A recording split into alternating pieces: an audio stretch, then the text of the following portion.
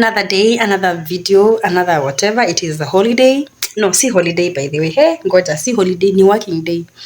Saizi, who goes on a holiday on such a time? Anyway, how are you all doing?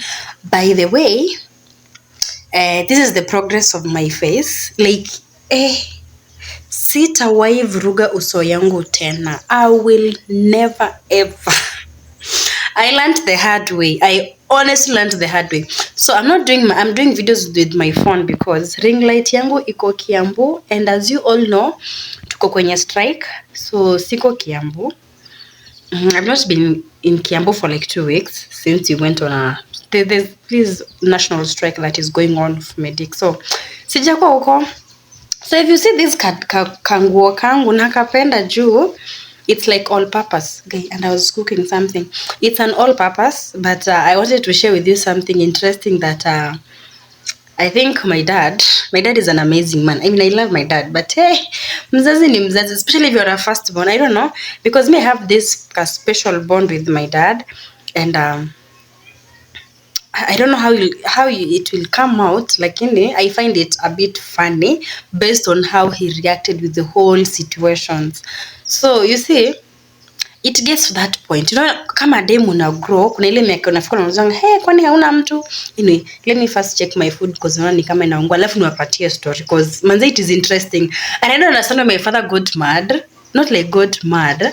I've talked to one of my sister-in-laws who's like, you need to understand that it's not always easy to let go. So let me come back with the story because it's interesting. Una grow, kuna ile stage inafika, you have to start your own family, of course. Tuko hapo. Start your own family, and this is a lesson I'll tell anyone out there.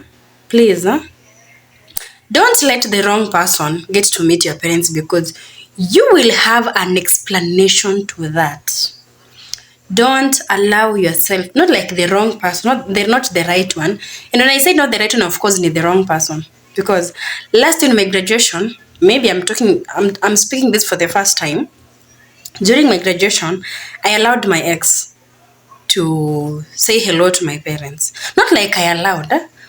That morning of the graduation, I asked him, are you comfortable saying hi to my parents? Because my mom had seen a couple of your photos. Not like a couple of your photos, because, really, but mother had seen some of your photos. So my mom, like, she knew something was going on. And putting in mind, the fact is, nisha maliza shule, then I was starting my internship, so it was not like a big deal. No, because me, I've grown up with this iskaya. Hey, I'm always afraid of letting someone. My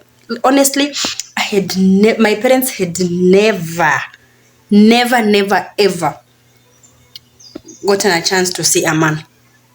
Like, stay kwa free kuongelea relationships, and that is something I wouldn't want my kids to grab because it's scary. I was always afraid, nilikuwa naogopa. So when this guy stood up na akasema, I am the one who spends time with her, blah blah blah. So I felt heaven. Then I asked him later, do you want to say hi to mom and dad? Because of course washakona umejintroduce, and my cousins were like, who is that guy who just said hi? Anyway, that aside. So he went ahead, I introduced him to my family. Friends were there, everyone was there, and then a week later, this is a story that I'll have to talk about maybe sometime later or what. A week later, he cheated. Wacha niwaambie kama kuna character iliwahi nitwanga. I didn't feel bad because of the breakup. I felt bad the fact that this man, just a week ago, he stood in front of my parents to say hi, and then yuko hapa anafanya hivi. And it took me time.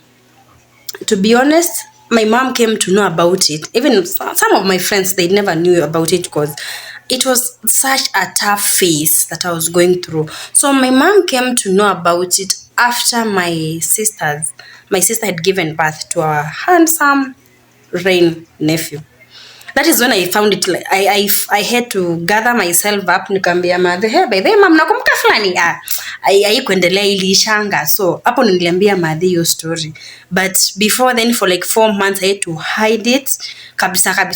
Yani sikuwa nataka kabisa mtu ajue. And if my mom could bring up that topic, ningejaribu kudivert story like, mom, by the way, unakumbuka? Mom, like, I could try all means possible.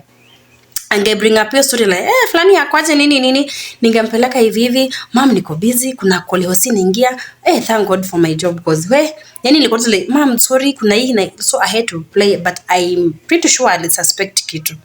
So my dad has been in the dark for the longest time. And why am I saying so? My father has never known. Yani like I never made peace with it. So I was like, if I tell this man, plus that time last year why I did not tell my parents that ilisha nini, we are having this phase of my sister's pregnancy. It was a very tough season. You see, sistangu akona mimba pale, she's young, she's a teenage, and it was just too rough. So you see, kuna ile mauchungu ya, this is a disappointment. Then when you add on another one, this another daughter of yours has gone through a breakup, a heartbreak, nini, mamangu hange feel poor, and I know she's hypertensive, so even my dad, but they don't take drugs. My parents. Anyway, Mungu anawasaidia naombeanga kila siku. So it was just a hard season. I had to collect myself up, ni give time, alafu itafika wakati nitawaambia. And yeah, I did that. So when I told my dad the other day, I was like, Daddy, hii mwaka tunaweza kuwa na wageni wanaweza kuja. Let me tell you my people how my dad reacted to it. See, they reacted vibaya. Dads don't want to lose their daughters. Clearly my father doesn't want to. Mamangu ali no, and I'm like, wait, but I'm this age, Dad. Karibu tunaenda 3rd floor. Why are you? He wasn't really in for the idea. Like, you see, unakuja lini nyumbani? Just come home. And I'm like, yeah, I'll come after we have finished the program. Right now the strike is on. We don't know how long it will take.